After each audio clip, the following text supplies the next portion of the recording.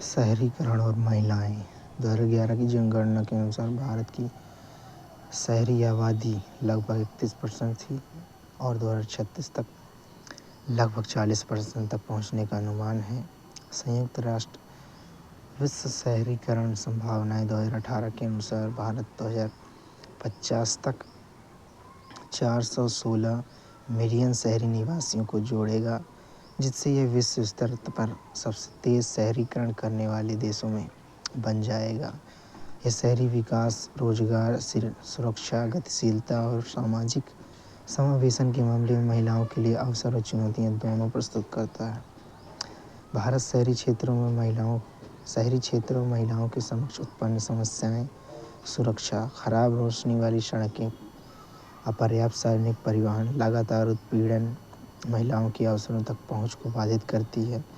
आवास और बुनियादी सुविधाएं, महिलाओं का एक बड़ा हिस्सा अनौपचारिक बस्तियों में रहता है, जहां स्वच्छ पानी, स्वच्छता, सुरक्षित आश्रय तक उन्नति पहुंच नहीं है, जिससे उनका स्वास्थ्य और गरिमा प्रभावित होता है। श्रम बाजार असमानता, बेहतर शिक्षा पहुंच के बावजूद शहरी महिला श्रम बल भागीदारी कम बनी है। PLFS 2022 के अनुसार लगभग 20% है महिला श्रम बल भागीदारी दर, जिसमें लैंगिक वेतन अंतराल और अनौपचारिक कार्य प्राथमिक है। स्वास्थ्य देखभाल तक पहुंच, शहरी स्वास्थ्य प्रणालियां प्रायः महिलाओं की प्रजनन और मासिक स्वास्थ्य आवश्यकताओं की उपेक्षा करती हैं, विशेष रूप से मलिन बस्ती में रहने वाली या अनौपचारिक क्षेत्र में करने वाली महिलाओं की। सामाजिक बहिष्कार, प्रवासी, एकल, दलित और अल्पसंख्यक महिलाओं को प्रायः आवास, शिक्षा, रोजगार में भेदभाव का सामना करना पड़ता है। डिजिटल और कौशल विभाजन, शहरी, ग्रामीण और लैंगिक डिजिटल विभाजन महिलाओं की नौकरियों, डिजिटल साक्षरता, सरकारी सेवाओं तक पहुंच में बाधा डालते हैं। सशक्तिकरण के अवसर, शिक्षा और कार्य तक बेहतर पहुंच, शहरी केंद्र विविध रोजगार बाजारों और बेहतर शिक्षा बुनियादी ढांचे तक पहुंच प्रदान करते हैं, विशेष रूप से सेवाओं और IT क्षेत्र में। उद्यमिता और SHG सेल्फ हेल्प ग्रुप शहरी परिवेश छोटे व्यवसायों को समर्थन देता है। कई योजनाएं महिलाओं के नेतृत्व वाले उद्यम और सेल्फ हेल्प ग्रुप संपर्कों में सहायता करती हैं। कानूनी जागरूकता और अधिकार आंदोलन, शहरों में महिलाओं के मजबूत आंदोलन होते हैं। कानूनी संस्थाओं और सहायता नेटवर्क तक उनकी पहुंच अधिक होती है। स्वास्थ्य और प्रजनन सेवाएं, मातृ शिशु स्वास्थ्य सेवाओं की बेहतर उपलब्धता, हालांकि प्रायः ये सेवाएं संपन्न वर्ग के लिए अधिक होती हैं। आगे की राय क्या है? लिंग संवेदनशील शहरी नियोजन, सुरक्षा, सम्मान पर ध्यान केंद्रित करते हैं। समावेशी सार्वजनिक परिवहन, शौचालय, स्ट्रीट लाइट, पार्कों का डिजाइन तैयार करना, अनौपचारिक क्षेत्र महिलाओं को सहायता, घरेलू श्रमिकों, विक्रेताओं और अन्य अनौपचारिक क्षेत्र की महिलाओं को सामाजिक सुरक्षा, कानूनी अधिकार और बुनियादी ढांचा सहायता प्रदान करना, डिजिटल और व्यावसायिक कौशल को बढ़ावा देना, शहरी महिलाओं के लिए डिजिटल साक्षरता और रोजगार उन्मुख कौशल विकास कार्यक्रमों को बढ़ावा देना। जाति संरचना पर शहरीकरण का प्रभाव, जातिगत पहचान में कमी, पारंपरिक मान्यताओं का क्षरण, शहरी जीवन पारंपरिक जाति आधारित सामाजिक संबंधों को कमजोर करता है और खासकर युवाओं के बीच। अधिक सामाजिक गतिशीलता, शहरी शिक्षा और नौकरियों तक पहुंच व्यक्तियों को जातिगत प्रतिबंधों से परे जाने में सक्षम बनाती है। शहरी अनामिता, शहरी जीवन व्यक्तिवाद को बढ़ावा देता है, जिससे लोगों में जातिगत सीमाओं से परे संबंध बनाने में सजगता होती है। जाति में वृद्धि, जाति आधारित हिस्सों में शहरों में जाति और सामाजिक संगठनों के लिए जाति एक मजबूत आधार बनी हुई है, जो सदस्य अधिकारों का समर्थन करने वाले संघों के समान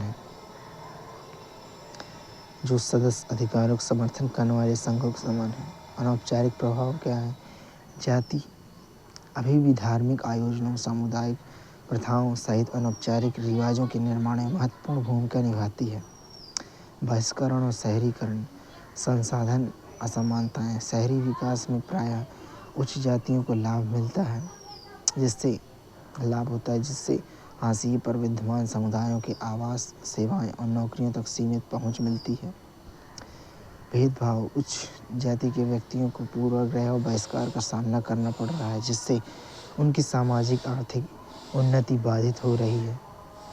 चुनावी लामबंदी, डिजिटल जाति राजनीति, सोशल मीडिया जाति आधारित राजनीतिक लामबंदी के लिए एक शक्तिशाली उपकरण बन गया है, जिससे पार्टियां शहरी मतदाता पहुंच में विशिष्ट जाति समूहों को लक्षित करती हैं।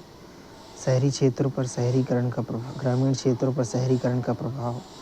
ग्रामीण शहरीकरण के कारण निरंतर प्रवास होता है, जिससे ग्रामीणों के जीवन के सामाजिक, आर्थिक, सांस्कृतिक पहलू प्रभावित होते हैं। अप्रवासी श्रमिकों की चुनौतियाँ, शहरों के निकटवर्ती गांवों को अप्रवासी श्रमिकों की आमद के कारण आवास, विपणन, सामाजिक व्यवस्था संबंधी समस्याओं का सामना करना पड़ता है।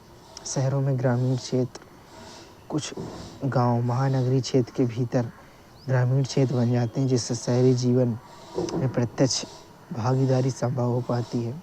सामाजिक प्रतिष्ठा का प्रतीक, शहरी रोजगार उन गांवों के लिए उच्च सामाजिक प्रतिष्ठा का प्रतीक बन जाता है, जहां बड़ी संख्या में प्रवासी दूरदराज के शहरों में जाते हैं।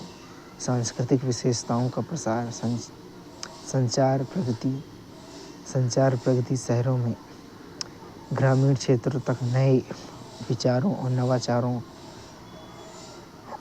नवाचारों का करती है, नए विचार और नवाचार करती है। स्पिलओवर प्रभाव, ग्रामीण विकास के लिए आधुनिक कृषि तकनीकी और संस्थागत ढांचे प्रायः शहरी केंद्रों में उत्पन्न होते हैं, जिससे कृषि के बड़े पैमाने पर व्यवसायीकरण को बढ़ावा मिलता है।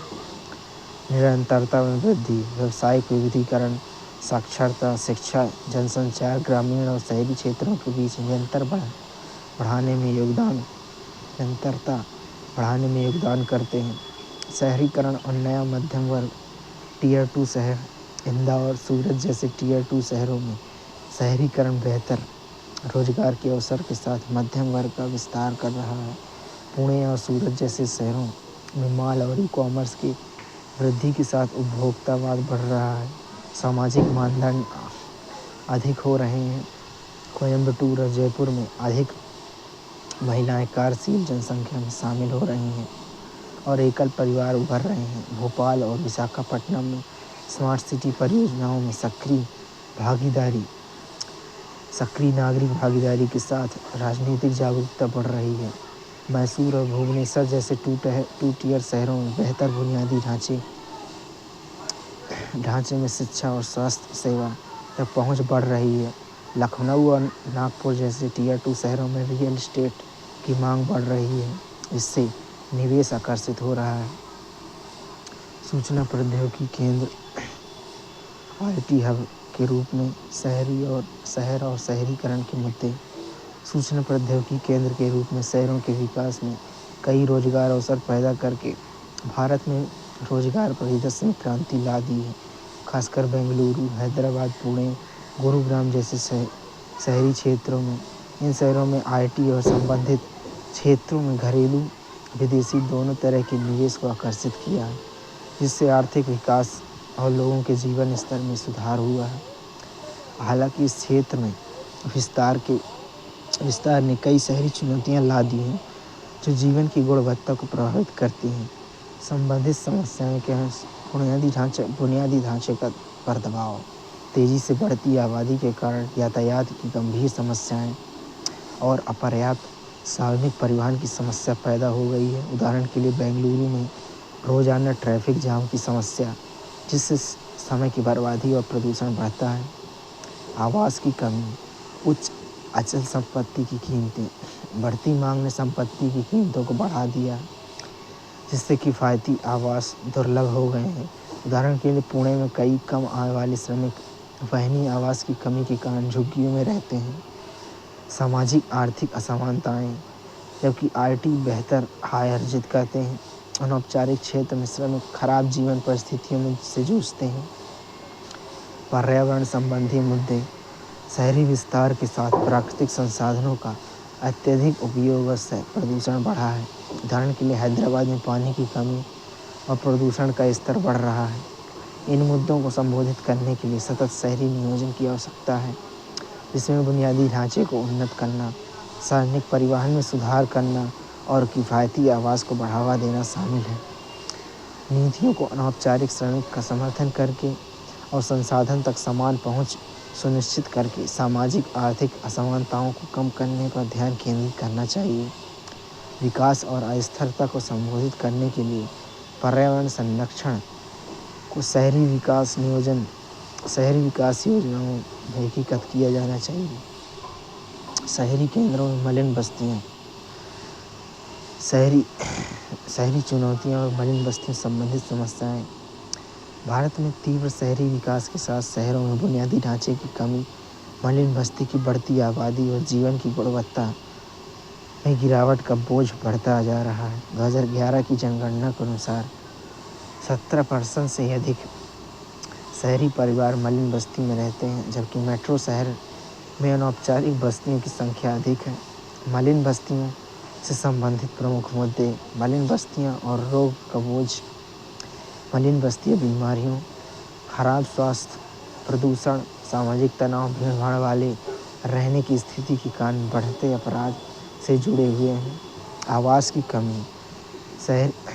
भारतीय शहरों में आवास की भारी कमी, विशेष रूप से उन शहरों में जहां 10 लाख से अधिक लोग रहते हैं, जिसके कारण लाखों लोग बिना उचित आश्रय के निवास करते हैं। स्वास्थ्य। उच्च जनसंख्या। शहरी आबादी का एक महत्वपूर्ण हिस्सा मलिन बस्तियों में निवास करता है। कोलकाता 32%, मुंबई 25%, चेन्नई 24% इस मुद्दे की गंभीरता को दर्शाते हैं। गरीबों के लिए निर्धारण। राष्ट्रीय शहरीकरण आयोग की सिफारिश है कि वे नवविकसित शहरी भूमि का कम से कम 15% आर्थिक रूप से कमज़ोर वर्गों के लिए आरक्षित किया जाना चाहिए। यातायात और परिवहन संबंधी मुद्दे। अधिकांश भारतीय शहरों में सुव्यवस्थित और कुशल परिवहन बुनियादी ढांचे का अभाव है, जिसके कारण भीड़-भाड़, प्रदूषण और उत्पादकता में कमी आती है। अति केंद्रीकरण की प्रवृत्ति। बुनियादी ढांचे से समुचित विकास के बिना तीव्र शहरी जनसंख्या वृद्धि में अति शहरीकरण होता है और सार्वजनिक सेवाओं पर दबाव बढ़ता है। उपनगरीकरण का विकास। आधुनिक परिवहन पहुंच और केंद्रीकरण। केंद्रीय क्षेत्रों में बढ़ती आवास लागत से प्रेरित होकर उपनगरीकरण का विस्तार हो रहा है, लेकिन प्रायः बुनियादी सुविधाओं का अभाव रहता है। आगे की राय क्या है? भागीदारी के साथ मलिन बस्तियों का पुनर्विकास। समावेशिता सुनिश्चित करने के लिए सामुदायिक भागीदारी और उचित स्वामित्व अधिकारों के साथ स्वस्थानीय मलिन बस्तियों के पुनर्वास को लागू करना। किफ़ायती आवास विस्तार, पारदर्शी लाभार्थी पहचान और EWS प्राथमिकता के साथ PMAY शहरी जैसे शहरी आवास योजनाओं को मजबूत करना। समावेशी शहरी नियोजन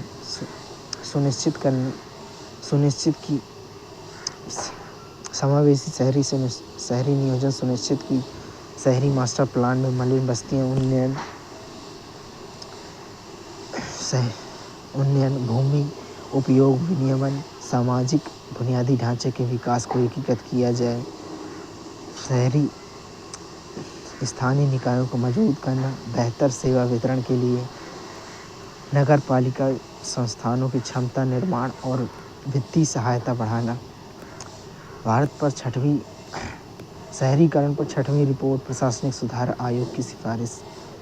शहरी बुनियादी ढांचा और सेवा विवरण। नगर पालिकाओं को पर्याप्त बुनियादी ढांचे के विकास, सामुदायिक भागीदारी और सेवाओं के सह उत्पादन को प्रोत्साहित करना चाहिए। शहरी स्थानीय निकायों को निम्नलिखित उत्तरदायी बनाया जाना चाहिए। स्वच्छता और सार्वजनिक स्वास्थ्य को प्राथमिकता देते हुए अपने अधिकार क्षेत्र में जल आपूर्ति और वितरण, अपने अपने क्षेत्रों में बिजली वितरण, ठोस अपशिष्ट प्रबंधन, 1 लाख से अधिक आबादी वाले शहरों और कस्बों में कचरा संग्रहण और निपटान के लिए सार्वजनिक निजी भागीदारी मॉडल का पता लगाना, शहरी परिवहन 1 वर्ष के भीतर 1 मिलियन से अधिक आबादी वाले शहरों में एकीकृत महानगरीय परिवहन प्राधिकरण की स्थापना करना। नीति आयोग की सिफारिश है कि नीति और संस्थागत ढांचा राष्ट्रीय मेट्रो रेल नीति तैयार करना, अपशिष्ट से ऊर्जा परिवहन को बढ़ावा देना। अपशिष्ट से ऊर्जा पहल को बढ़ावा देने के लिए शहरी विकास मंत्रालय के अंतर्गत भारतीय अपशिष्ट से ऊर्जा निगम की स्थापना की जाएगी। यूएलबी में वित्तीय सुधार, वित्तीय पारदर्शिता प्रबंधन के लिए को बढ़ाने के लिए एलडब्ल्यूबी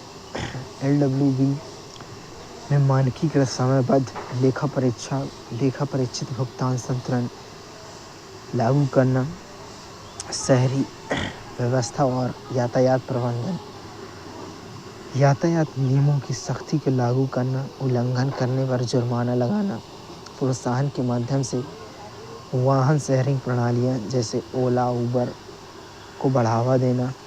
शहरीकरण संबंधी सरकारी पहल क्या है?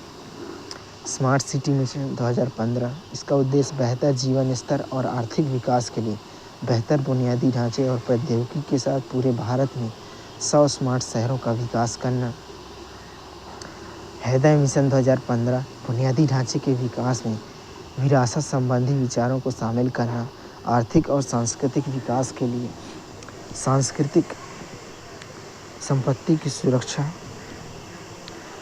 पुनर्स्थापना और संवर्धन करना।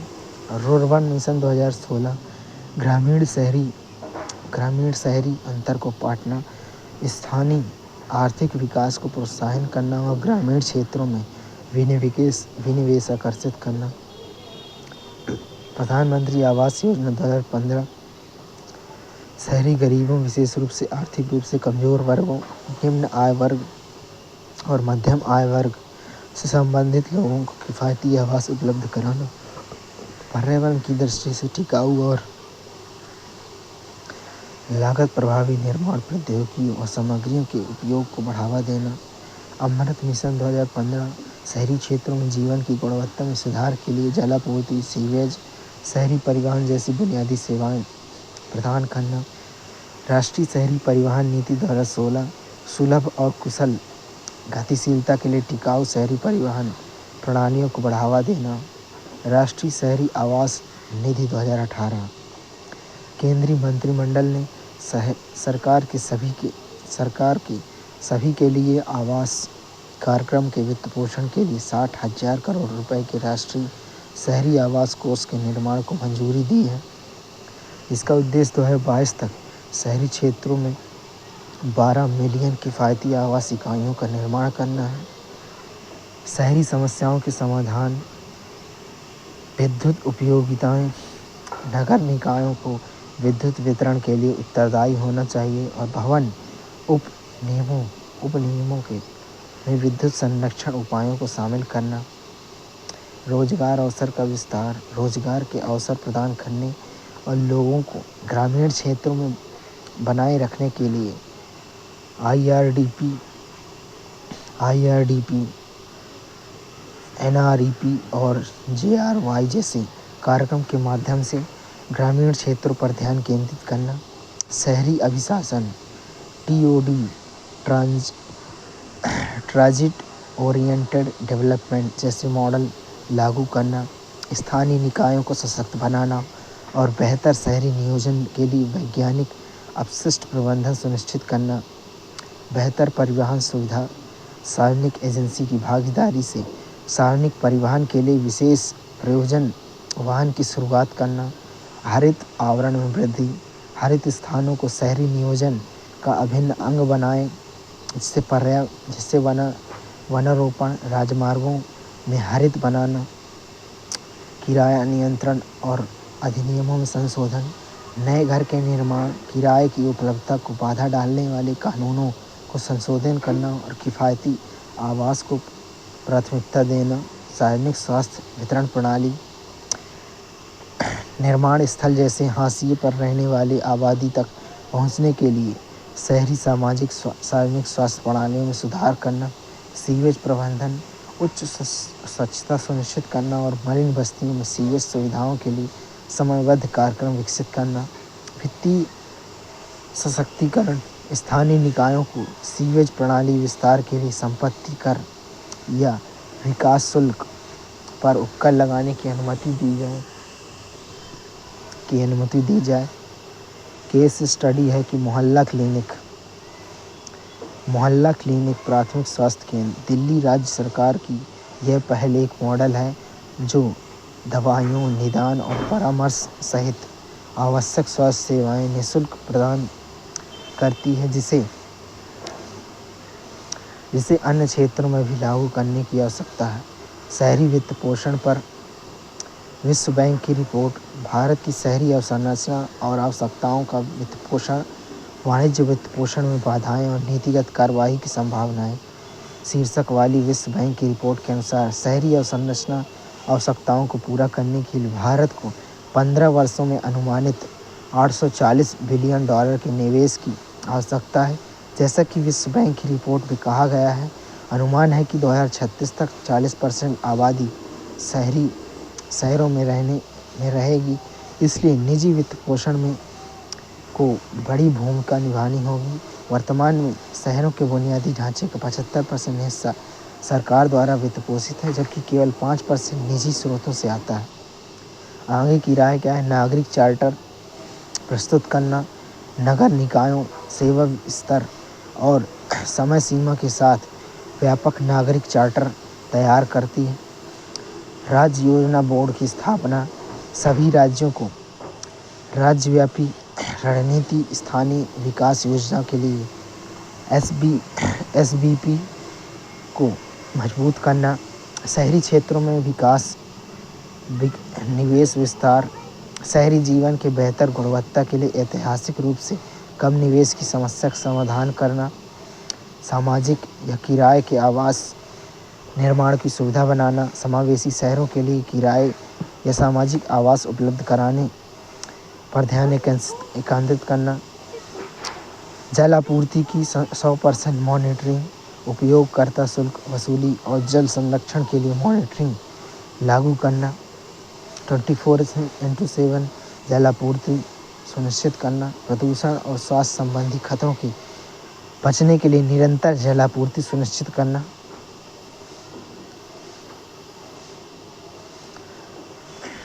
भारतीय समाज पर वैश्वीकरण का प्रभाव। वैश्वीकरण के खिलाफ बहस करना गुरुत्वाकर्षण के नियमों के खिलाफ बहस करने जैसा है। ऐसा किसने कहा है? कोफी अन्नान ने कहा। वैश्वीकरण विश्व की विभिन्न अर्थव्यवस्थाओं और समाजों का एकीकरण है जो लोकतंत्र और पूंजीवाद द्वारा संचालित है। इसमें सूचना, विचार, प्रौद्योगिकी, माल और सेवा, पूंजी, वित्त और लोगों तक मुक्त आवागमन शामिल है। बिल क्लिंटन के अनुसार एक अनूठा अवसर और एक महत्वपूर्ण उत्तरदायित्व प्रस्तुत करता है ताकि एक वैश्विक अर्थव्यवस्था का निर्माण किया जा सके जो किसी को भी पीछे न छोड़े। वैश्वीकरण 1.0 इसकी उत्पत्ति प्रथम विश्व युद्ध से पूर्व का वैश्वीकरण था, जिसकी शुरुआत व्यापार लागत में ऐतिहासिक गिरावट से हुई थी। इसकी विशेषता थी वैश्वीकरण लगभग बिना किसी सरकारी समर्थन के आया, कोई वैश्विक साधन नहीं था। वैश्वीकरण 2.0 की उत्पत्ति द्वितीय विश्व युद्ध के बाद वाला चरण है, जहां वस्तुओं के व्यापार को पूरक घरेलू नीतियों के साथ जोड़ा गया। कारण वितरण बाजार दक्षता का प्रभावी था, जबकि सरकार न्याय की प्रभारी थी। नियम आधारित और अंतर्राष्ट्रीय शासन था। इसमें संस्थागत आधारित नियम आधारित अंतर्राष्ट्रीय शासन की स्थापना देखी गई, विशेष रूप से संयुक्त राष्ट्र, IMF, विश्व बैंक, GATT, WTO, अंतर्राष्ट्रीय श्रम संगठन आदि। वैश्वीकरण 3.0 विनिर्माण। इसमें विनिर्माण का विश्व निर्माण किया, जिसमें उच्च तकनीकी को कम मजदूरी के साथ जोड़ा। वैश्विक श्रृंखला पूर्ति कारखानों द्वारा अंतर्राष्ट्रीय सीमाओं को पार करने के कारण वैश्विक आपूर्ति श्रृंखला की स्थापना के माध्यम से प्राप्त किया गया। अन्य नाम 3.0 वैश्वीकरण को इसमें विभिन्न रूपों में new globalization, hyper globalization, global value chain evolution कहा जाता है। वैश्वीकरण 4.0 सेवा क्षेत्र में अशांति। वैश्वीकरण 4.0 सेवा उद्योग को प्रभावित करता है, जिसमें सेवा उन्मुख पेशेवरों के लिए चुनौतियां पैदा होती हैं। उद्योगों के साथ एकीकरण, उन्नत प्रौद्योगिकी और डेटा कनेक्टिविटी समृद्ध देशों में वास्तुकला, लेखांकन और वेब डिज़ाइन जैसी सेवाओं में उभरती अर्थव्यवस्थाओं में से प्रतिस्पर्धा को सक्षम बनाती है। नई प्रवासन प्रक्रियाओं में वैश्विक टेली प्रशासन संभव हो जाता है, क्योंकि कुशल श्रमिक तीव्र डेटा कनेक्शन का लाभ उठाते हुए भौतिक उपस्थिति के बिना अपने कार्यों को दूरस्थ रूप में कर सकते हैं। चौथी औद्योगिक क्रांति उद्योग 4.0 मानव और प्रौद्योगिकी को जोड़ता है। साइबर भौतिक प्रणालियों, IoT, big data analytics, AI, 3D printing, स्वायत्त वाहन को शामिल करता है, जो सेवा क्षेत्र के भविष्य का स्वरूप तय करता है। वैश्विक योगदान देने वाले कारक में ऐतिहासिक गतिशीलता, राज्यों और देशों के बीच माल की आवाजाही की सुविधाजनक बनाने के लिए व्यापार मार्गों का विकास, राजनीतिक प्रभाव, वैश्वीकरण का स्वरूप तय करने में राजनीतिक मुद्दों, वैश्विक क्षेत्रीय व्यापार साझेदारी और समझौतों का प्रभाव, जैसे यूरोपीय संघ, यूरोपीय ब्लॉक, सार्क। आर्थिक विचार में वैश्वीकरण पर वस्तुओं की लागत, मूल्य और विशिष्ट उद्योगों या व्यापारों की समग्र अर्थव्यवस्था पर प्रभाव। तकनीकी कारक, विशिष्ट क्षेत्रों में तकनीकी चरण द्वारा संचालित उत्पादों और सेवाओं का आयात या निर्यात। उदाहरण के लिए UK, USA जैसे उन्नत देशों को भारत का कंप्यूटर सॉफ्टवेयर संबंधी सेवाओं का निर्यात। संसाधन और बाजार कारक, वैश्वीकरण को आगे बढ़ाने में प्राकृतिक संसाधन, खनिज, कोयला, तेल, गैस, मानव संसाधन, जल का योगदान और अंतिम योगकर्ताओं से निकटता है। उत्पादन संबंधी कारक में उत्पादन क्षमताओं का उपयोग, घरेलू बाजार की स्थितियों पर प्रतिक्रिया और विदेशी बाजार और विनिर्माण संयंत्र जैसे ऑटोमोटिव उद्योग के माध्यम से विस्तार। 1991 के उदारीकरण, निजीकरण, वैश्वीकरण सुधार।